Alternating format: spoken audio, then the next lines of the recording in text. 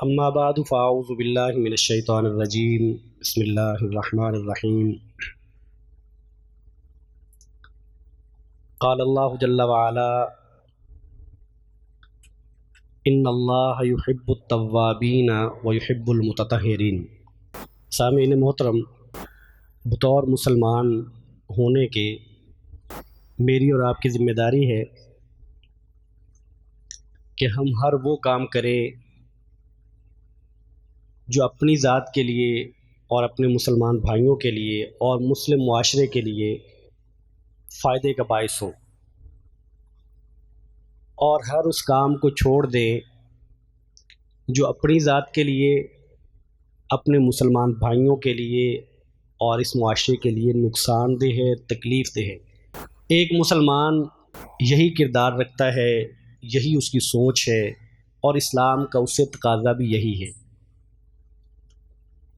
صرف اپنی ذات کا اچھا سوچنا یا اپنی ذات کا بھی نقصان اس لیے سوچ لینا کہ جذبات کے ہاتھوں مجبور ہوں، میں خواہشات کے ہاتھوں مجبور ہوں، تو ایک مسلمان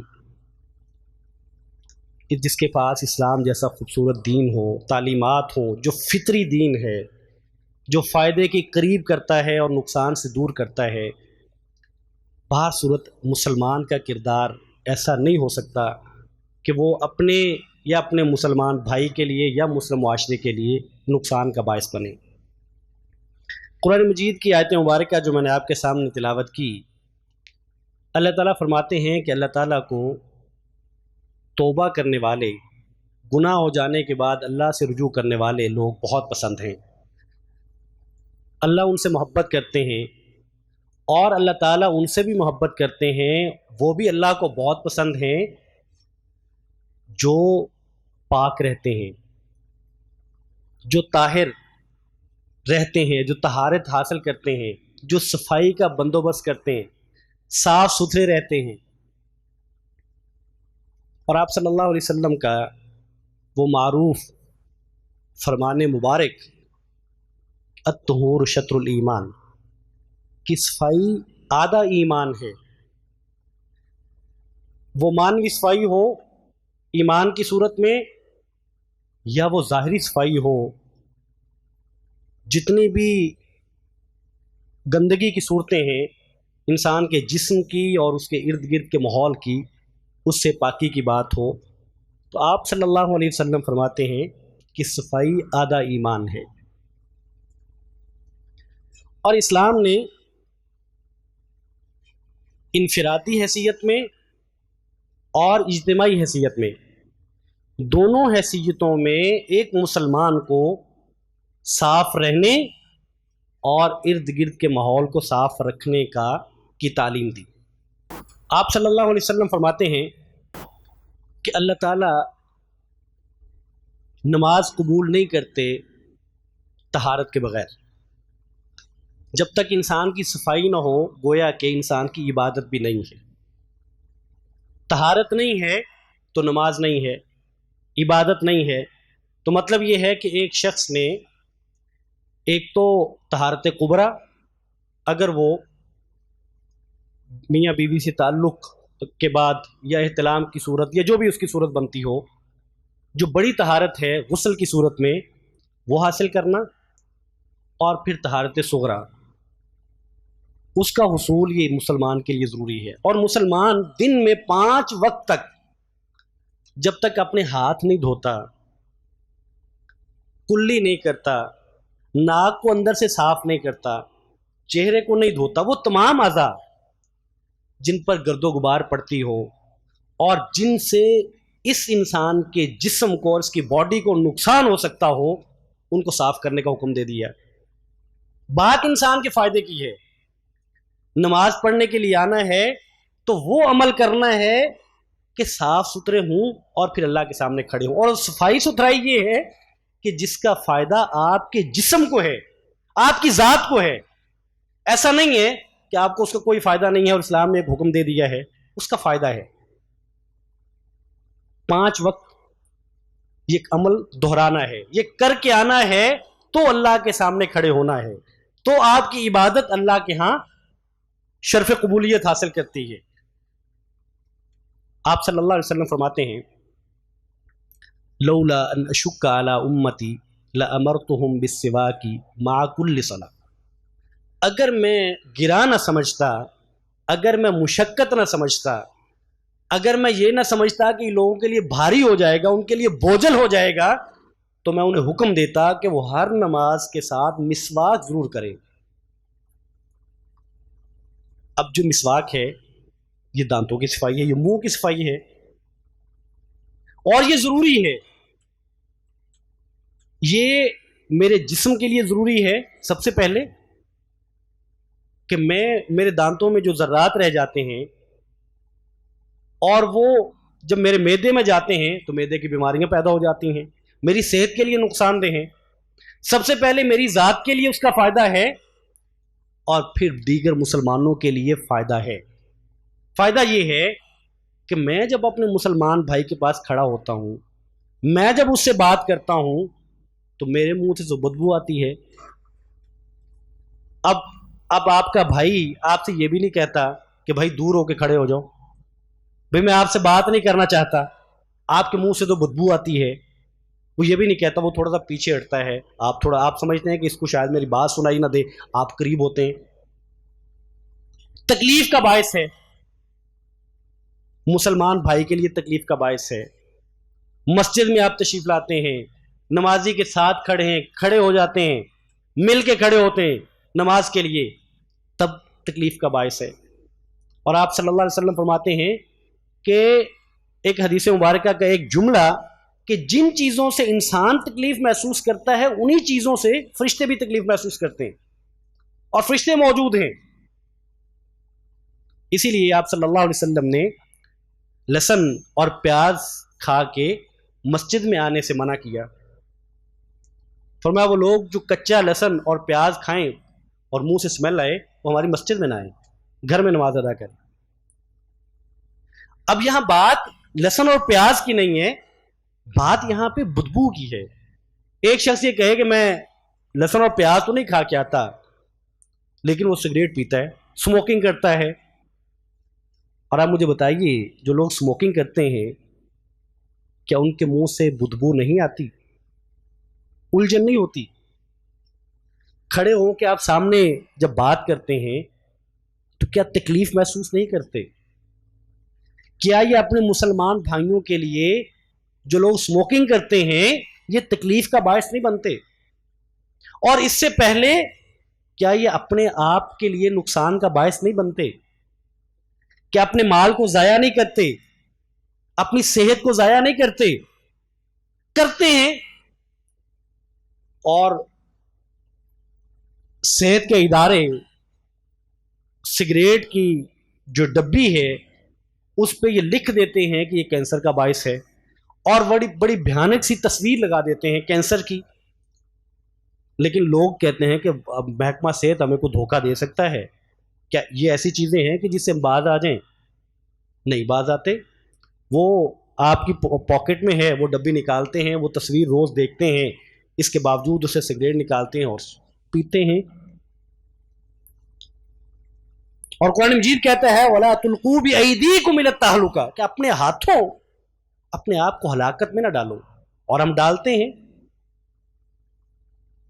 ایک اپنی ذات کے لیے نقصان کا، اور پھر ہم مسئلے پوچھتے ہیں کہ جی یہ نشہ ہے کہ نہیں ہے. نشہ کس درجہ میں جا کے وہ حرمت اختیار کرتا ہے اور کہاں تک یہ جائز ٹھہرتا ہے؟ نہیں جی اس سے تو نشہ آتا ہی نہیں ہے، میں تو اسموکنگ کرتا ہوں، مجھے تو نشہ ہی نہیں چڑھتا. اور ایک محتاط اندازے کے مطابق 1 ارب 10 کروڑ کے قریب دنیا میں لوگ اسموکنگ کرتے ہیں، اور نقصان ہی نقصان ہے. اور اس میں ایک بڑی تعداد سے مسلمانوں کی ہے جن کے نبی محترم صلی اللہ علیہ وسلم فرماتے ہیں کہ نشہ حرام ہے، ہر طرح کا نشہ حرام ہے. نشہ بھی حرام ہے، مال کا ضیاع بھی ہے، اور منہ سے بدبو بھی آتی ہے، صحت کا نقصان بھی ہے، لوگوں کے لیے تکلیف کا باعث بھی ہے، ہر اعتبار سے غلط چیز. لیکن ہم کرتے ہیں. اور نہ صرف کرتے ہیں بلکہ اس کو چھوڑنے کی کوشش بھی نہیں کرتے. یہ کہتے رہتے ہیں کہ یہ نہیں، یہ ہم نہیں چھوڑ سکتے، یہ ہم سے نہیں چھوٹ سکتی. چیزیں چھوٹ جاتی ہیں. آپ عزم کر لیں، ارادہ کر لیں اور سچا ارادہ کریں اور اس کے لیے کوشش کریں. انسان سب کچھ کر سکتا ہے. انسان کا ارادہ اتنا بلند ہے اور اس کا عزم چٹان جیسا ہے، جو کرنا چاہے سو کر لیتا ہے. اس کے کرنے میں فرق ہوتا ہے، نیت اور عزم سے کرتا نہیں ہے، اس لیے ہوتا نہیں ہے. تو بہر صورت مسواک آپ صلی اللہ علیہ وسلم فرماتے ہیں کہ میں اگر مشقت نہ سمجھتا تو میں، لیکن سنت ہے، آپ ہر نماز میں کریں گے، سنت ہے، یعنی اس کو فرض اور واجب قرار نہیں دیا. تو صفائی یہ ہے کہ منہ صاف رہنا چاہیے، دانت صاف رہنے چاہیے، نماز سے پہلے مسواک ہونی چاہیے، کھانے کے بعد مسواک ہونی چاہیے تاکہ دانت صاف رہیں، صحت بھی برقرار رہے اور لوگ جو ہے وہ تکلیف بھی محسوس نہ کریں. آپ صلی اللہ علیہ وسلم فرماتے ہیں من کان لہ شعر فلیکرمہ، جس کو اللہ تعالیٰ نے بال دیے ہوں، جس کے پاس بال ہوں، تو فرمایا کہ اپنے بالوں کی دیکھ بھال کریں، بالوں کو سنوارے،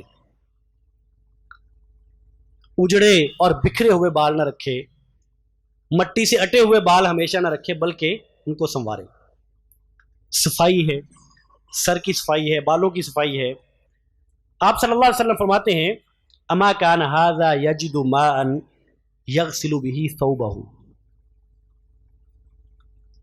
کہ ایک آدمی کو دیکھا جس کے کپڑے گندے تھے، کہ کیا فرمایا کیا اس کو ایسی چیز میسر آ سکتی ہے کہ جس سے یہ اپنے کپڑے صاف کر لے، اپنے کپڑے دھو لے. کپڑے صاف ستھرے ہونے چاہیے، مہنگے ہوں نہ ہوں، نئے ہوں نہ ہوں، صاف ستھرے ہونے چاہیے. اسلام کا تقاضا یہ نہیں ہے کہ آپ روز ایک اچھا اور اچھے سٹف کا مہنگا سوٹ پہن کے آئیں. جو آپ کی استطاعت ہے، جو آپ کی حیثیت ہے اس کے مطابق، لیکن صاف ستھرا ہونا چاہیے. اور خاص طور پہ جب آپ مسجد کے لیے آتے ہیں، تشریف لاتے ہیں، عبادت کے لیے آتے ہیں، اور جب آپ مختلف اجتماع میں، مختلف محافل میں جاتے ہیں جہاں 2 4 6 8 لوگوں نے اکٹھے بیٹھنا ہے، تو زیادہ اہتمام کے ساتھ غسل کر کے، نہا کے اور صاف ستھرے کپڑے پہن کے، خوشبو لگا کے جانا چاہیے تاکہ لوگ راحت محسوس کریں، تکلیف محسوس نہ کریں. اب ایک شخص ہے، وہ 2 دن کا نہایا ہوا ہے، وہ بھی جب جا کے کسی کے پاس بیٹھتا ہے تو خاص طور پہ گرمی میں پسینے کی اپنی بدبو ہے، بیٹھ جاتا ہے. اس کو احساس ہوتا ہے کہ نہیں ہوتا، لیکن ساتھ والا یہ احساس اور اس کی یہ تکلیف یہ نہیں سمجھ رہا، اس کو تکلیف ہے، وہ اس تکلیف کو محسوس کرتا ہے. اور آپ صلی اللہ علیہ وسلم فرماتے ہیں خاص طور پہ جب ہم کہتے ہیں کہ اسلام دین فطرت ہے، تو یہ اس معنی میں ایک ایک چیز میں آپ کو نظر آتا ہے کہ اسلام دین فطرت ہے. حضرت ابو ہریرہ رضی اللہ تعالیٰ عنہ سے روایت ہے کہ آپ صلی اللہ علیہ وسلم نے فرمایا خمس من الفطرت، 5 چیزیں فطرت میں سے ہیں. الاستحداد، زیر ناف بال کاٹنا، یہ فطرت میں سے ہے. والختان، اور ختنہ کرنا، یہ فطرت میں سے ہے. وقص الشارب، مونچھیں کاٹنا، یہ فطرت میں سے ہے. ونتف الابط، اور بگلوں کے بال اکھاڑنا یا کاٹنا، یہ فطرت میں سے ہے. وتقلیم الاظفار، اور ناخن تراشنا، یہ فطرت میں سے ہے. اب یہ 5 کی 5 چیزیں جن کو اسلام اور آپ صلی اللہ علیہ وسلم فطرت کہتے ہیں، اور ایک حدیث میں 10 چیزیں گنوائیں، اور اس میں ناک میں پانی چڑھانا اور یہ جو انگلیوں کے درمیان میں ہے اس کو، اور داڑھی کا بڑھانا، اس کو فطرت قرار دیا. تو یہ جو 5 کی 5 چیزیں ہیں، آپ اس پہ غور کریں تو یہ 5 چیزیں ایسی ہیں کہ اگر آپ نہیں کرتے جو اسلام نے حکم دیا ہے تو یہ گندگی کا باعث بنتی ہیں، یہ گندگی کا باعث بنتی ہیں. اگر آپ زیر ناف بال نہیں اتارتے تو یہ گندگی کا باعث بنتی ہیں. اور میں نے ایک جگہ پہ صفائی پہ ایک مضمون تھا تو وہاں ایک واقعہ میں نے پڑھا کہ ایک مسلمان طالب علم مغرب کے کسی ملک میں تعلیم حاصل کرنے کے لیے گیا، تو جہاں جو خاتون تھی وہاں پہ جس کو انہوں نے رکھا تھا کپڑے دھونے کے لیے، تو وہ ایک دن اس طالب علم سے کہتی ہے کہ آپ کو میرے دھوئے ہوئے کپڑوں پر اعتماد نہیں ہے، میں کپڑے اچھے نہیں دھوتی۔ تو وہ کہنے لگا کہ نہیں، آپ اچھے دھوتی ہیں، مجھے اعتماد ہے۔ تو کہنے لگی کہ پھر آپ اپنے کپڑے دھو کے مجھے کیوں دیتے ہیں دھونے کے لیے؟ پہلے آپ کے کپڑے دھلے ہوئے ہوتے ہیں اور پھر آپ مجھے دھونے کے لیے دے دیتے ہیں۔ تو وہ طالب علم کہنے لگا کہ نہیں، میں تو دھو کے نہیں دیتا، میں تو آپ کو وہ دھلنے والے کپڑے ہوتے ہیں جب دیتا ہوں، دھلے ہوئے نہیں ہوتے۔ تو کہنے لگی پھر کیا وجہ ہے کہ آپ کے کپڑوں میں، اور خاص طور پہ جو زیر جامہ ہے اس میں نہ داغ دھبے ہوتے ہیں نہ بدبو ہوتی ہے، جبکہ دیگر کپڑوں میں ہوتی ہے؟ تو کہنے لگا کہ ہمیں اسلام حکم یہ دیتا ہے، اس نے چیزیں گنوا دی کہ اسلام طہارت کا حکم دیتا ہے۔ اسلام کہتا ہے کہ آپ کے زیر جامہ پہ پیشاب کا ایک قطرہ بھی نہیں لگنا چاہیے، آپ کے کپڑے پاکیزہ نہیں رہتے، اور کسی طرح کا کہ وہ نشانات جو طہارت کے منافی ہیں ہم وہ افورڈ ہی نہیں کرتے، ہماری نماز ہی نہیں ہوتی۔ تو کہتے ہیں کہ پھر وہ اس خاتون نے وہ اس طالب علم کو دیکھتی رہی، اور نہ صرف وہ خاتون، اور پھر اس نے اپنی فیملی کے لوگوں کو بتا کے ان لوگوں نے اسلام قبول کیا۔ تو اسلام دین فطرت ہے، اس کا مطلب یہ ہے کہ اسلام ہر وہ چیز جو صفائی کے منافی ہے اس سے روک دیتا ہے۔ اب اسلام یہ کہتا ہے کہ زیر ناف بال جو ہے وہ کاٹے جائیں، تو یہ صفائی کے لیے ضروری ہے، اور اگر نہیں کاٹے جائیں گے تو یہ صفائی کے منافی ہے۔ اسلام کہتا ہے کہ ختنے کریں، تو یہاں بھی صفائی ہے، اگر صفائی خطرے نہیں ہوں گے تو بھی یہ صفائی نہیں ہے، تو بھی جراثیم بننے کی بات اور بیماری بڑھنے والی بات ہے۔ اور اسلام یہ کہتا ہے کہ آپ بغلوں کے بال اکھاڑ دیں یا تراش دیں یا کاٹ دیں، تو آپ اس کو تو ہم اچھی طرح محسوس کر سکتے ہیں کہ اگر ایک شخص کے بال بڑے ہوئے ہوں تو دوسرے تو کیا، اس کو خود کو اگر وہ صبح سے لے کے دھوپ میں کہیں کام کرتا رہے، شام تک اس کو جو اسمیل آتی ہے اور اپنے لیے جو تکلیف کا باعث بنتے ہیں وہ خود کو معلوم ہوتا ہے، دیگر افراد تو دیگر افراد ہیں۔ اور پھر آپ صلی اللہ علیہ وسلم نے فرمایا کہ فطرت میں سے یہ ہے کہ ناخن کاٹے جائیں، یہ فطرت ہے۔ اور جب فطرت کی بات ہوتی ہے تو اس کا مطلب یہ ہے فطرت سلیمہ، جو سلامت فکر ہے، اگر بگڑ جائے، فطرت بگڑ جائے، تو پھر تو ظاہر ہے کہ وہ انسان کو لگتا ہی نہیں ہے، اس کو چیز تو تکلیف ہی نہیں دیتی، اس کو تو جو بگڑی ہوئی فطرت کو تو یہ ساری چیزیں فطرت کے مطابق لگتی ہیں۔ آپ صلی اللہ علیہ وسلم فرماتے ہیں کہ جو ناخن ہیں ان کا کاٹنا بھی فطرت میں سے ہے۔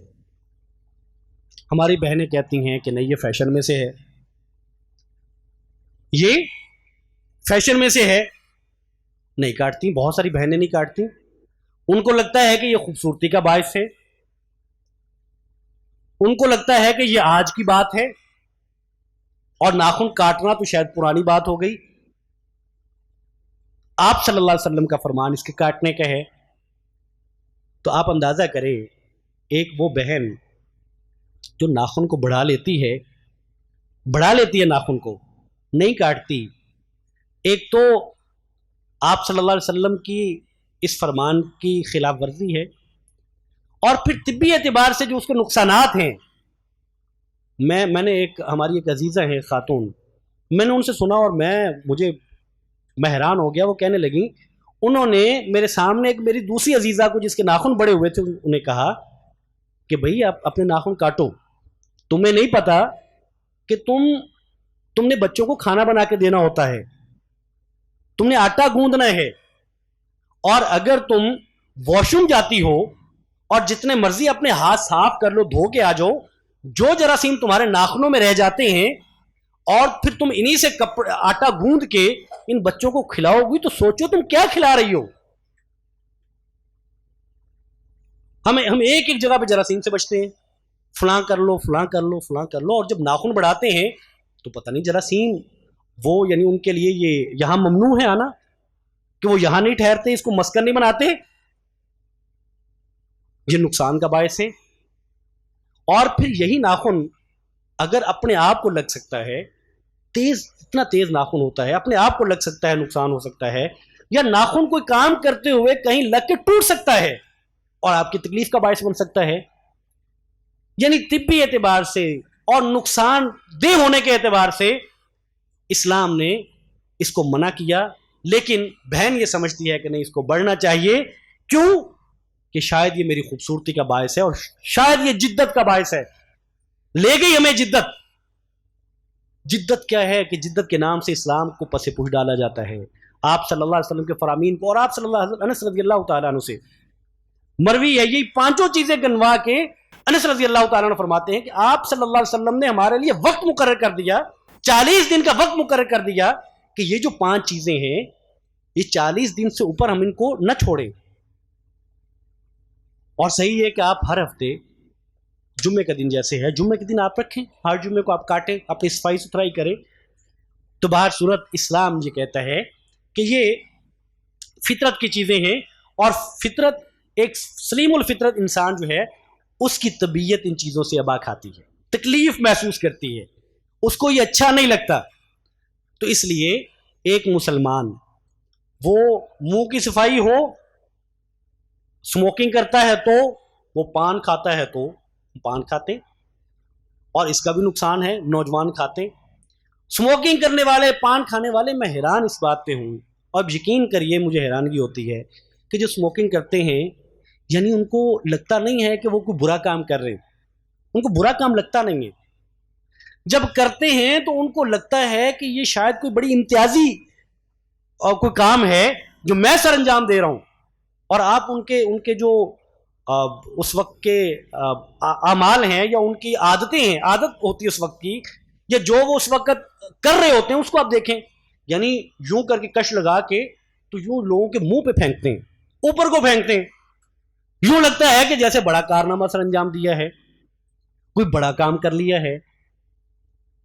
تو باہر صورت یہ نقصان ہے اور یہ تکلیف ہے. وہ پان کی صورت میں ہو، وہ سگریٹ کی صورت میں ہو، وہ ناخن بڑھانے کی صورت میں ہو، آپ اس کو فیشن کہتے رہیں، آپ اس کو جو مرضی نام دیتے رہیں، آپ کے نبی کریم صلی اللہ علیہ وسلم نے آپ کو منع کیا ہے. آپ جب یہ کرتے ہیں تو آپ کو مولوی صاحب منع نہیں کرتے. ہم مت سوچیں کہ مولوی صاحب کا کام تو روکنا ہی ہوتا ہے ہر چیز سے. مولوی صاحب کا نہیں، یہ کہا کریں کہ نبی کریم کا کام تو روکنا ہی ہوتا ہے ہر کام سے، یہ کہا کریں. یہ دھوکہ نہ دینا اپنے آپ کو دھوکہ نہ دیا کریں مولوی صاحب کو بیچ میں لا کے کہ مولوی صاحب تو اس سے بھی منع کرتے ہیں، مولوی صاحب تو اس سے بھی منع کرتے ہیں. کہا کریں نبی کریم اس سے بھی منع کرتے ہیں، نبی کریم اس سے منع کرتے ہیں، یہ کہا کریں. مولوی صاحب کی بات تب بیچ میں آتی ہے جب مولوی صاحب حوالہ نہیں دیتے، جب مولوی صاحب اپنی بات کرتے ہیں. اگر وہ آپ کو حوالہ دے دیتے ہیں، صحیح حدیث مبارکہ آپ کے سامنے رکھ دیتے ہیں، تو وہ بات مولوی صاحب کی نہیں ہے، وہ بات نبی کریم صلی اللہ علیہ وسلم کی ہے. تو اس لیے صفائی اسلام کا تقاضا ہے، اور صفائی نقصان سے دور کرتی ہے آپ کو، آپ کی اپنی ذات کو بھی، اور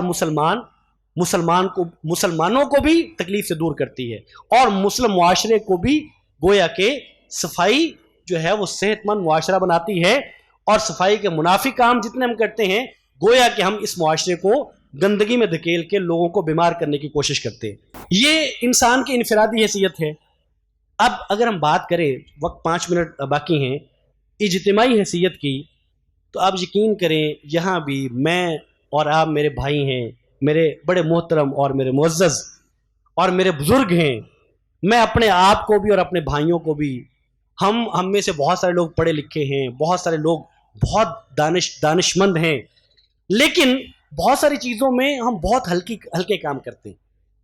یعنی وہ دانشمندی اور وہ عقل مندی اور وہ شعور، اس کے منافی کام کرتے ہیں. یعنی میری دکان ہے، یہ مارکیٹ ہے، تو میں ساری اپنی دکان کی صفائی کرواتا ہوں. کروا کے تو میرا صفائی کرنے والا آدمی وہ سارا کوڑا اٹھا کے وہ سڑک پہ اکٹھا کر دیتا ہے. سڑک پہ کوڑا اکٹھا ہو جاتا ہے. یا میں ساری اپنی صفائی کروا کے، تو میرا صفائی کرنے والا، اور مجھے معلوم ہے، میرے علم میں ہے، وہ صفائی کرنے والا وہ سارا کوڑا اٹھاتا ہے، یہ سامنے جو نالا ہے اس نالے میں پھینک دیتا ہے. اور مجھے کوئی آر نہیں ہے، مجھے اس میں کوئی شرم نہیں ہے یہ بات کرتے ہوئے کہ ہمارے یہاں اس مسجد کے لوگ بھی یہی کام کرتے رہے. اور مجھے اندازہ ہوا عید چاند رات میں جب میں یہاں دوستوں سے کام اس کے مسجد کی صفائی کرتے رہے اور کرواتے رہے تو سارا کوڑا اٹھا کے پھینکنے لگے. تو میں نے کہا بھائی یہ کیا کرنے لگے ہو؟ کہنے لگے ہم اس میں ہی پھینکتے ہیں. میں نے کہا کیوں پھینکتے ہیں؟ کہنے لگے کہ یہ جو گرین بیلٹ ہے یہاں وہ جو واسا کے لوگ ہیں وہ ہمیں نہیں اس میں کرنے دیتے اور وہ ہمیں منع کرتے ہیں کہ یہاں نہ کرو. وہ کیا کہتے ہیں؟ وہ کہتے ہیں اس کے اندر پھینک دیا کرو. وہ کیوں کہتے ہیں؟ وہ اس لیے کہتے ہیں کہ یہاں نظر آئے گا تو ہماری گویا کہ یہ ناکامی ہے اور ہمارے پارٹ پہ ہے کہ تم نے صفائی نہیں کی، کوڑا نظر آ رہا ہے. اس کے اندر چلا جائے گا تو گویا کہ ہماری طرف سے صفائی ہو گئی ہے. اور یہ ایک دکاندار کے لیے بہت آسان ہے کہ کوڑا نظر نہیں آ رہا، وہ نالے کے اندر چلا گیا ہے. مسجد ایک گھر والے ان کے لیے بڑا آسان ہے کہ وہ نالے کے اندر چلا گیا. اور صفائی کے جو ذمہ داران ہیں جو تنخواہیں لیتے ہیں ان کے لیے بھی بہت آسان ہے، وہ بھی پاک ہیں. انہوں نے بھی اپنا فریضہ سر انجام دے دیا کہ کوئی گند نظر نہیں آ رہا، کوڑا نہیں پڑا ہوا. تو کہاں ہے؟ یہ نالے کے اندر ہے. اب آپ سوچیں یہ جب نالے کے اندر گیا ہے تو یہ نقصان کس کا ہے؟ یہ میرا اور آپ کا نقصان نہیں ہے. یہ نالا بند ہوگا، یہ پانی سڑکوں پہ آئے گا تو یہ نقصان کس کا ہے؟ یہ میرا اور آپ کا نہیں ہے. اور اگر یہ نالا بند نہیں بھی ہوتا، جب مونسون کا موسم آتا ہے تو حکومتیں جو ہیں وہ ان نالوں کی صفائی کرتی ہیں اور اس پہ جو پیسے خرچ ہوتے ہیں وہ کس کے ہوتے ہیں؟ وہ میرے اور آپ کے نہیں ہیں. ہمیں یہ احساس کیوں نہیں ہوتا جس کو ہم حکومت کہتے ہیں وہ پیسے حکومت کے نہیں ہیں، وہ میرے اور آپ کے ہیں. میرے اور آپ کے ٹیکس کے پیسے ہیں جس سے حکومتیں یہ کام کرتی ہیں. اور ہم بڑے آرام سے ہم کہتے ہیں یہ کون سا کسی کی چیز ہے، کسی کی اگر نقصان کروں تو کوئی روکے. یہ اچھا اس کو ہم اپنا نقصان ہی نہیں سمجھتے. میرے گھر کے سامنے بھی ایسی صورتحال ہے. اور یقین کریں وہ لوگ جو صفائی کرنے والی خواتین ہیں اور مرد ہیں وہ باقاعدہ سڑک کے اس کنارے کا کوڑا اٹھاتے ہیں اور جو گرین بیلٹ والا ہے اور جس سائڈ پہ نالا آتا ہے اس میں سے جہاں سے پانی نے نالے میں جانا ہوتا ہے وہاں سے کوڑے کو اندر نالے کے اندر پھینک دیتے ہیں. اور میں نے اللہ کی توفیق سے کتنی دفعہ سوچا ہے کہ میں نے ان کی تصویریں بنا کے ان کو سینڈ کرنی ہے واسا کو. میری یہ ذمہ داری ہے، ان کا کام یہ نہیں ہے جو یہ کرتے ہیں. اور ہمارا یہ کردار ہے بطور مسلمان اور بطور ایک پاکستانی شہری ہونے کے کہ ہم چیزوں پہ نظر رکھیں، خود بھی نہ کریں اور ہمارے جو جاننے والے لوگ ہیں، کام کرنے والے لوگ ہیں، ارد گرد کے لوگ ہیں ان کو روکیں کہ صفائی نہیں ہے، یہ گندگی ہے، ہم نے صفائی کرنی ہے. اور اگر ایسا کردار ان لوگوں کا ہے جن کا صفائی جن کی ذمہ داری ہے سرکاری طور پہ جن کی وہ تنخواہیں وصول کرتے ہیں، اگر وہ کرتے ہیں تو ہمارا کام یہ ہے کہ ان کو رپورٹ کریں. تو بہر صورت میرے یہاں ہمارے ایک دوست شاید موجود ہوں گے، آسٹریلیا میں گئے اپنے تعلیمی سلسلے میں، تو آگے بتانے لگے کہ وہاں ایک خاص مدت کے بعد حکومت گھروں کو چیک کرتی ہے. حکومت گھروں کو چیک کرتی ہے، ان کو لوگ آتے ہیں، آ کے پہلے ان کو بتایا جاتا ہے کہ فلاں تاریخ کو آپ کے گھر کا وزٹ ہے. اور وہ لوگ آتے ہیں، آ کے گھر کو چیک کرتے ہیں، واش روم چیک کرتے ہیں، کچن چیک کرتے ہیں، پورے گھر کا، اور پھر وہ اس کی مارکنگ کرتے ہیں، نمبر دیتے ہیں. اور اگر وہاں صفائی نہ ہو تو باقاعدہ ان کو بعد میں بتایا جاتا ہے کہ آپ کے گھر کے یہ جو ایریاز ہیں یہاں صفائی اچھی نہیں ہے، اس کو صفائی کریں دوبارہ سے. مطلب جو قومیں صاف ستھری ہیں، اور ہم کیا ساری عمر مثالیں دیتے رہیں گے؟ اسلام ہمیں کہتا ہے کہ آدھا ایمان ہے، صفائی آدھا ایمان ہے. اور یہ حدیث ہم سنتے بھی ہیں، ہم پڑھتے بھی ہیں. نبی محترم ہمیں بات بات پہ صفائی کی دانت ایک ایک چیز، اتنی صفائی اور اتنے کہہ لیں کہ چھوٹی سطح پہ جا کے جتنا اسلام نے بتایا ہے کسی دین نے نہیں بتایا. لیکن مسلمان ہیں کہ سنتے ہیں اور نکال دیتے ہیں. بات سنی اور چھوڑ دی. اور مثالیں میں بھی مثالیں دے رہا ہوں، آپ بھی دیتے ہوں گے. مثالیں ہم دیتے رہتے ہیں کہ فلاں ملک میں جاؤ تو بہت صفائی ہے، فلاں ملک میں جاؤ، فلاں شہر میں بڑی بڑی صفائی ہے. تو بھئی ہمارے شہر میں کیوں نہیں ہو سکتی؟ ایک مسلمان ریاست میں کیوں نہیں ہو سکتی؟ ایک مسلمانوں کے محلے میں کیوں نہیں ہو سکتی؟ مسلمان کے گھر میں کیوں نہیں ہو سکتی؟ تو یہ تھوڑا سا اپنے آپ کو سمجھانے کی بات ہے. تو بطور مسلمان کے ہم اپنے آپ کی، اپنے منہ کی صفائی، اپنے دانتوں کی، جسم کی صفائی کے ساتھ ساتھ اپنے گھر کی صفائی کریں، اپنے محلے کی صفائی کریں، محلے پہ نظر رکھیں. اور جب کسی کو بتانا ہو تو آپ ڈانٹ کے نہ کہیں. کوئی شخص سڑک پہ کوڑا پھینکتا ہے، مثال کے طور پہ جیسے ہم پھینک دیتے ہیں، کوڑا پھینک دیتے ہیں، یا گاڑی میں سے کوئی چیز کھائی ہے تو ریپر یا شاپر باہر پھینک دیتے ہیں، ہم ڈسٹ بن میں نہیں پھینکتے. تو اگر کوئی شخص دیکھے تو بھئی وہ نرمی سے سمجھا دے، اور نرمی کی زبان ہم سب کو سمجھ آتی ہے. ہمارا یہ جو بر صغیر پاک و ہند کا معاشرہ ہے، یہ لوگ ہیں یہاں کے، ان کو نرمی کی زبان سمجھ میں آتی ہے. ورنہ اگر آپ سختی کریں گے، آپ کسی کو کر کے دیکھ لیں، وہ آپ کو بتائے گا، وہ سمجھتا ہے میری توہین ہے، اور وہ نہیں کرتا. آپ جو کروانا چاہتے ہو بالکل نہیں کرتا، وہ کہتا مجھے مار دے میں نہیں کروں گا. تو آپ یہ کہنے کے بجائے کہ تم بیوقوف ہو، یہ کیا کر رہے ہو، تم پاگل ہو، یہ کیا کیا، یہ کہنے کے بجائے اسے یہ کہہ دیں کہ بھائی یہ نہیں ٹھیک، یا خود اٹھا کے رکھ دیں. وہ آدمی آئندہ کے لیے یہ کام نہ کرے، اس شرمندہ ہو جائے کہ بھی مجھے یہ نہیں کرنا چاہیے تھا، خود کر لیں، یا نرمی سے کہہ دیں. تو بہر صورت مسلمان ہونے کے ناطے جتنی احادیث میں نے آپ کے سامنے رکھی، میری اور آپ کی جسمانی اور میری اور آپ کے معاشرے کی صفائی مجھ پر اور آپ پر لازم ہے.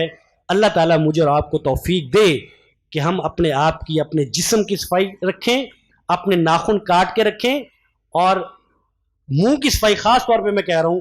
ہمارے جو اسموکنگ کرنے والے دوست ہیں، اللہ کرے کہ ان کی یہ عادتیں چھوٹیں، ختم ہو جائیں، وہ اس کو ختم کرنے کی کوشش کریں، اور اپنے جسم کے بعد اپنے محلے کی، اپنے ریاست کی صفائی کا اہتمام کریں. اللہ تعالیٰ مجھے اور آپ کو توفیق عطا فرمائے. وآخر دعوانا الحمدللہ رب العالمین.